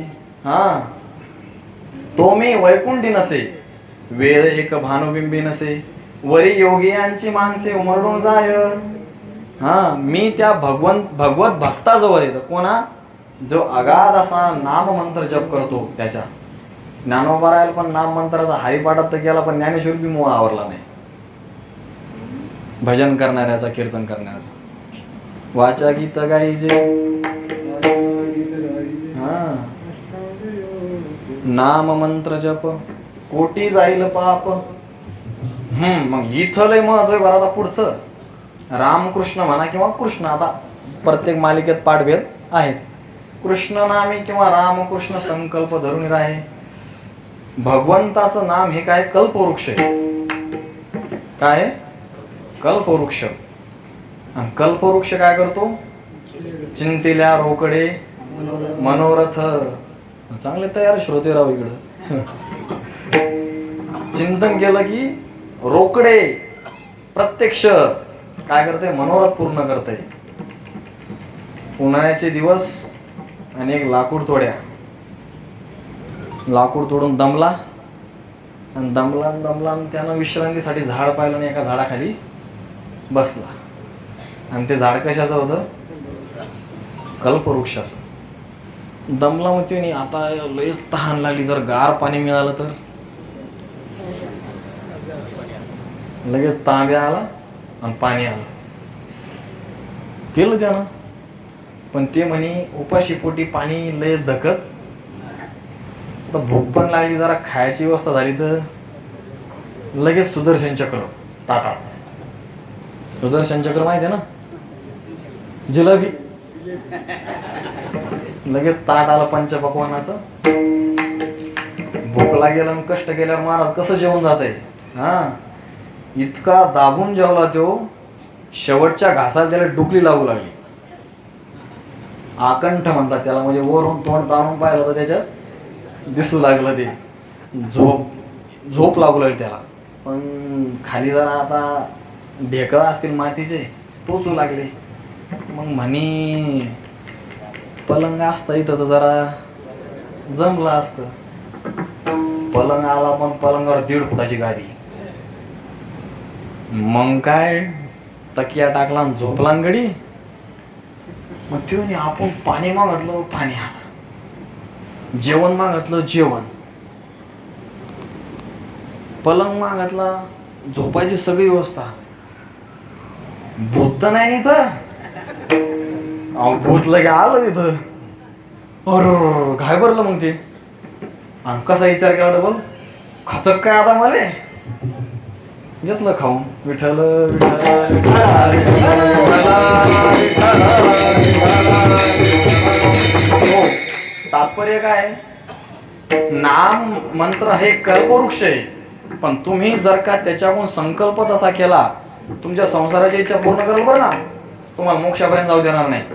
नाम मंत्राचा जप केला आणि तुम्ही म्हणले माझी ही इच्छा पूर्ण झाली पाहिजे, ती इच्छा पूर्ण झाली पाहिजे, नक्कीच त्या इच्छा पूर्ण करणार, कारण तो कल्पवृक्ष आहे, तो कल्पवृक्ष आहे. पण जर का रामकृष्ण संकल्प तुम्ही जर का रामकृष्णाची प्राप्तीसाठी संकल्प धरून राहिले, तर मग तो कल्पवृक्ष तुम्हाला मोक्षापर्यंत घेऊन जाऊ शकतो. विठ्ठल विठ्ठल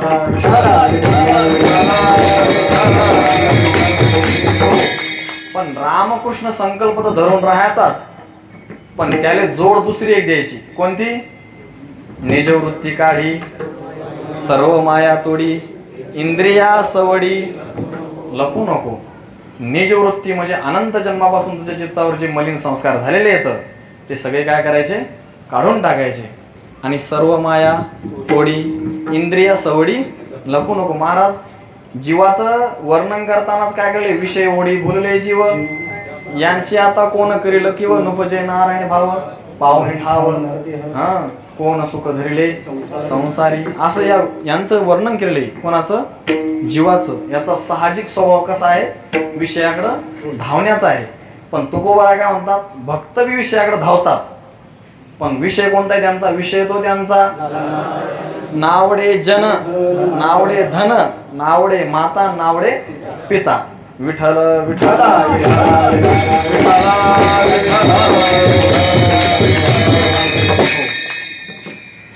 मग आता मला सांगा, विषयाकडे धाव घ्यायची नाही, तर मग विषयाकडे धाव जाऊ द्यायची नसेल तर आपल्याला काहीतरी आड खोडतं त्याच्या घालावं लागेल ना. तर मग विषयाकडे धाव जाऊ द्यायची नसेल तर विषयातली आपल्याला दुःख रूपता समजली पाहिजेत, विषयातला आपल्याला दोष दिसला पाहिजे. आणि जसा सामान्य विषयाच्या पुढे चांगला विषय प्रकट केला की सामान्य विषयाकडून आपलं लक्ष काय होतंय, विचलित होतंय. म्हणून विषय आपल्या इंद्रियांना असा काहीतरी विषय दाखवायला पाहिजेत की जे संसारातून बाजूला जाऊन परमार्थात प्रवृत्त झाले पाहिजे. जसं एखादा माणूस विषयाची दुःख रूपता कळाली, झोपला, झोपल्यानंतर त्याला स्वप्न पडलं आणि त्याला लागलं 2 लाखाचं लॉटरीचं तिकीट लागल्यानंतर लगेच गाढ झोप लागली. झोपतच काय झालं त्यांना, असे लगेच लॉटरीचं तिकीट लगेच त्या लॉटरीचे तर पैसे काढायचे का नाही, तिथं लगेच असं फेकून आणलं. आता तिची जी अवस्था होती ती कोणती होती, स्वप्न आणि जागृती, ह्या 2 अवस्था काय होत्या त्याच्या मिश्रित होत्या. म्हणून काय झालं, स्वप्न जरी पाहत होता तरी क्रिया त्याची शरीरावर जागृतीमध्ये घडत होती. म्हणून त्याचा हात लागला भीतीला, भीती लागल्यामुळे काय झालं, त्याला आली जाग आली. आणि आता गेले पैसे गेले. मग आता ते असं म्हणते का, आता पुन्हा झोपतो आणि पुन्हा स्वप्न पाहतो, पुन्हा ते तिकिटाचे पैसे घेऊन येतो, असं म्हणते का? ते नाही, कारण त्याला विषयातली काय समजली, दुःख रूपता समजली. म्हणून विषयातली दुःख रूपता समजल्यानंतर आपण पुन्हा स्वप्न म्हणजे पुन्हा विषयाकडे धाव घ्यायला तयार होणार नाही. तसाच विषयातला दोष दिसला पाहिजे, विषयातला दोष. 15व्या अध्यायाची ओवी बघा, विषय रांधली जय जेवणारा, तय तो ताटाची सांडून जाय जिया परी. हो, मुद्दा इथं आहे. एक समजा वाट सरू रस्त्यानं चालला होता,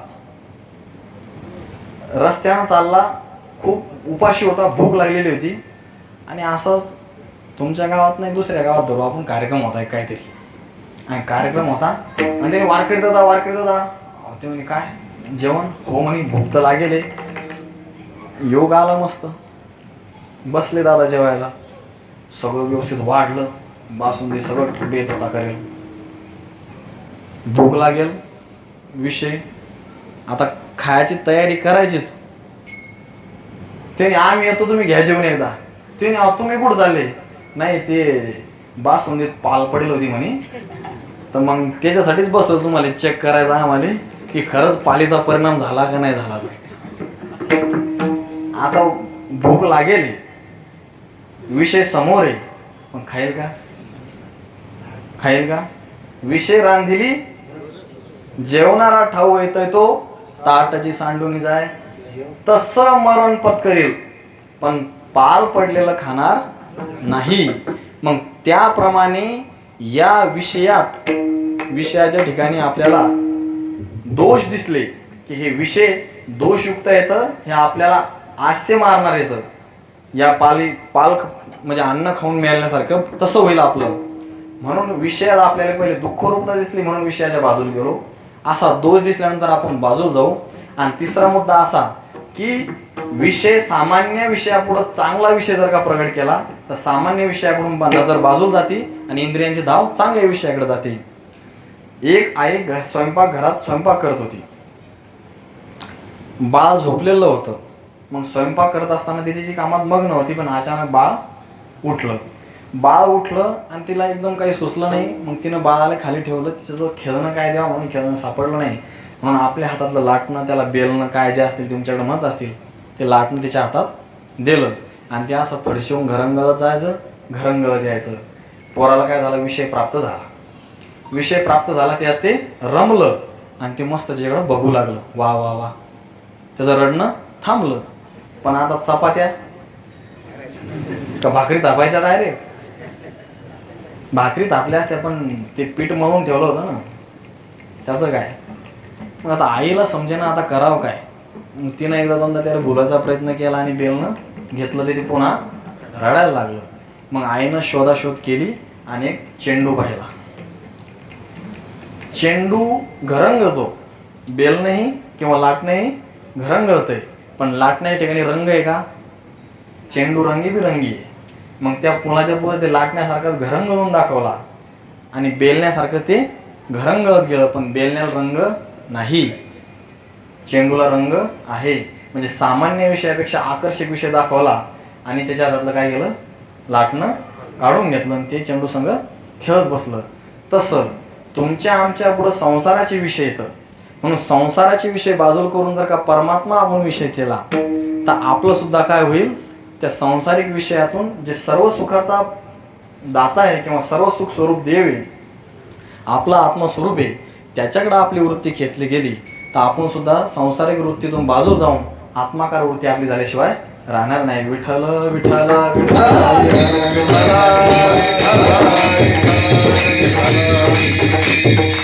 वृत्ती काढी सर्व माया तोडी, इंद्रिया सवडी लपू नको, तीर्थव्रती भाव धरी रे करुणा, शांती दया पाहुणा हरी करी. तीर्थ त्याला सहायक साधने. तीर्थ आणि व्रत या ठिकाणी काय कर, तू भाव धर आणि शांती दया हे काय कर, पाहुणे कर.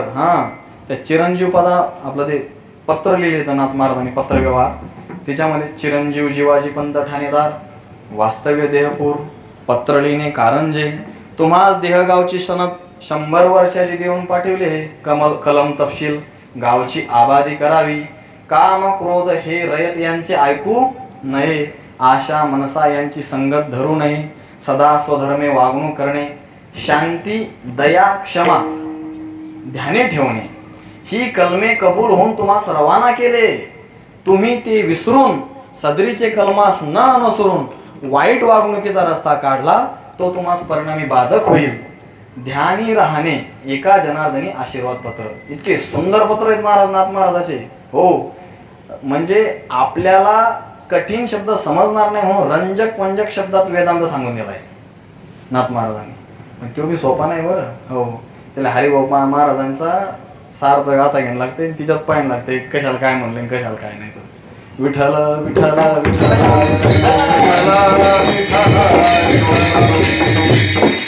म्हणून शांती ही साधकासाठी खूप महत्वाची असते. त्यालाच ज्ञानाच्या भाषेमध्ये समाधान म्हणतात. ते जर का त्याच्याकडे असेल तर तो मोक्षपदापर्यंत पोहोचू शकतो, अन्यथा त्याला वेळ लागू शकतो, तो जाऊ शकत नाही. म्हणून कोणत्याही भक्ती मार्गात असेल, योग मार्गात असेल, ज्ञान मार्गात असेल, शांती ही खूप, शांती त्यागा शांती रणंतरम, म्हणून शांती खूप महत्वाची आहे. पण तीर्थव्रताच्या ठिकाणी सुद्धा काय कर, तू भाव धर. एकादशीचं व्रत याच्यासाठी दुर्वास ऋषीच्या मागं सुदर्शन चक्र लावलेलं आहे भगवंतानं. पाठ पूर्ण पळून गेलेली आहे कोणाची? दुर्वासांची. हो. रुक्मांगदा कारणे, द्वादशीचा छंद, अंबरीशी कारणे, एकादशीचा छंद. म्हणजे व्रताला सुद्धा काय खूप वाडा सायासी मनुष्य जन्म पावावा, वियाला पुरुषार्थ तो काया वाया दौडावा, काया वाचा मने करुणी मुरारी ओळगावा, आणि व्रत एकादशी करुणी परलोक ठाकावा. म्हणून व्रताचं सुद्धा वारीचं व्रताचं खूप महत्व आहे आपल्या संप्रदायामध्ये. म्हणून व्रताच्या ठिकाणी तू काय कर? भाव धर. आणि तीर्थाच्या ठिकाणी सुद्धा तू काय कर? भाव धर. पण तीर्थाच्या ठिकाणी त्या अपेक्षेने जात नाहीत लोक. तीर्थाला स्नान करत असताना तीर्थात पोहायचा निषेध आहे. तीर्थात आंघोळीला जात असताना तीर्थावर असा पाय देऊ नये म्हणतात वरून, असा घसरत. म्हणून त्या चंद्रभागेत चोपड्या घ्या म्हणून पायऱ्या घसरतेच ती डायरेक्ट मग खाली. घसरत गेलं की तिथं दोष लागत नाही. पण तिच्यामध्ये लोक गाड्या धुतात, हे करतात. म्हणजे तीर्थाचा काय केलाय? हां, काही लोकांचे तर्क कसे असतात, ते तरी पाणीचे, घरी तरी पाणीचे, घरीच आंघोळ करा ना मग. पण महाराज तीर्थाच्या ठिकाणी संत येत असतात, त्यांचा तीर्थ त्यांच्या स्पर्शाने पवित्र होत असतात. म्हणून तीर्थ ते मलिन जरी असलं तरी पवित्र असते. म्हणून तीर्थव्रती भाव धरी रे करुणा, शांती दया पाहुणा हरी करी. आणि मग असं केल्यानंतर तुला संजीवन समाधी प्राप्त होईल. आता मरकी समाधी आहे का? नाही, संजीवन समाधी आहे. मग संजीवन समाधी प्राप्त होईल तर नाथ महाराज. आता इथं तुम्ही भागवताचं पारायण केलं. दुसऱ्या अध्यायामध्ये काय नावाच्या मनसेंद्रिय याच्या खाली हे ओवे आलेले आहेत नाथ महाराजांच्या. त्याच्यामध्ये त्यांनी समाधी कोणाकोणाला प्राप्त झाली? संजीवना, मरकी नाही. म्हणजे मरकी समाधी म्हणजे काही लोक देह गेल्यानंतर लोक म्हणतात त्यांनी समाधी बांधली, त्या समाधीला काय अर्थ नाही. दोन प्रकारच्या समाधी शास्त्रामध्ये प्रसिद्ध आहेत, एक तटस्थ समाधी आणि एक संजीवन समाधी. तर तटस्थ समाधी कोणती? अनात्माकार वृत्ती थांबवायची, आत्माकार वृत्ती करायची, आणि आत्माकार वृत्ती केल्यानंतर तो त्या आत्माकार वृत्तीमध्ये कायम राहतो. पण ज्यावेळेस त्याला आत्माकार वृत्ती त्याची थांबली आणि तो बाहेर आला तर त्याची आत्माकार वृत्ती मग चालता फिरता राहत नाही, ती अनात्माकारच होती.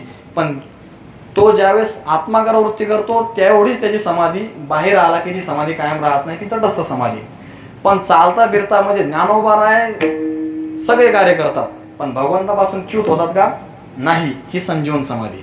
त्यांनी नाथ महाराजांनी तिथं वशिष्ठाधिक दिलेलं आहे. म्हणजे वशिष्ठ ऋषी भगवान प्रभू रामचंद्राच्या सगळ्या कुळाचा पुरोहितपणा करतात पण तरी समाधीपासून च्युत होत नाहीत.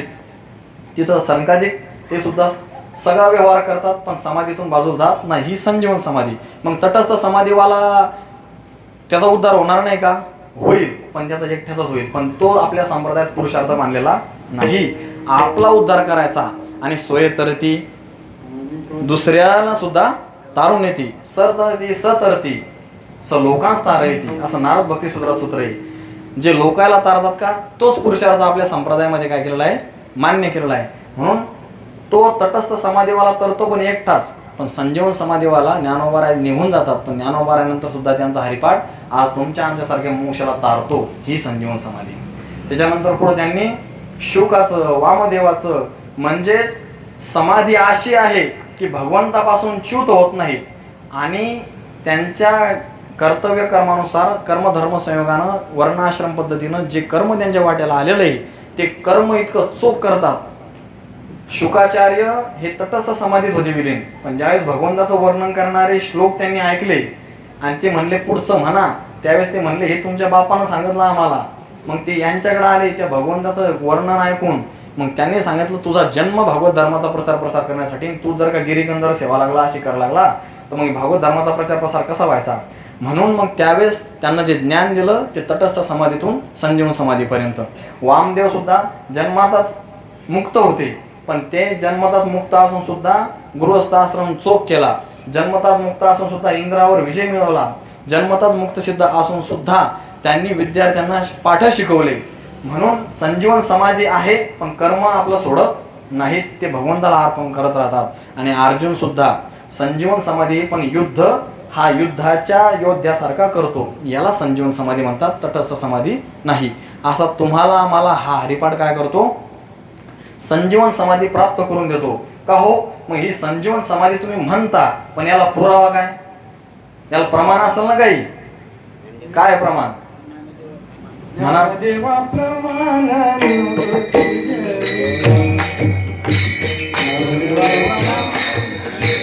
ज्ञानदेवा प्रमाण निवृत्ती देवी चार ज्ञानदेवा प्रमाण निवृत्ती देवी चार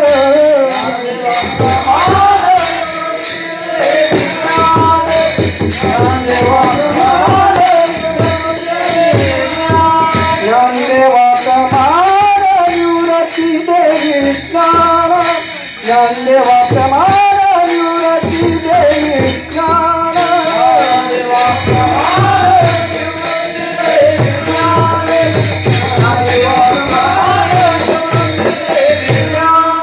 समाधी संजीवन हरिपाठ समाधी संजीवन हरिपाठ हरिमुखे मारा हरिमुखे मारा हरिमुखे मारा हरिमुखे मारा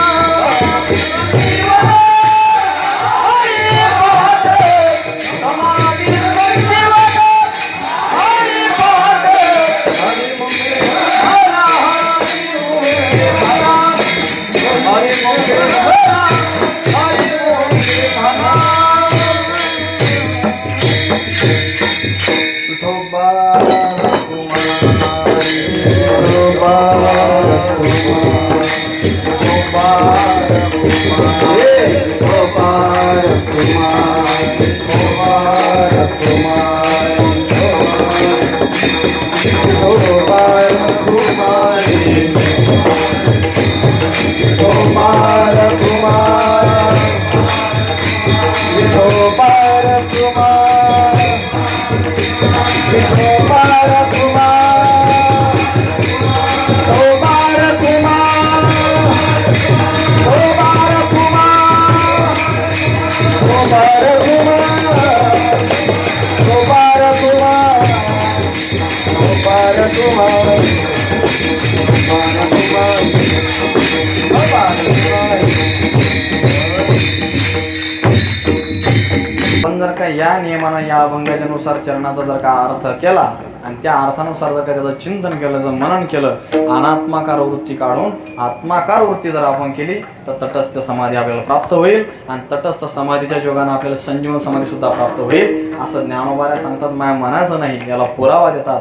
निवृत्ती देवी ज्ञान हे निवृत्तीनाथांनी मला सांगितलेलं आहे आणि हे सद्गुरूच आहे, म्हणून सद्गुरूच आपल्याला या भवबंधातून पार करू शकतात. याच्यावर शिक्का ज्ञानोबारायानं दिलाय, त्याचा पुरावा दिलाय.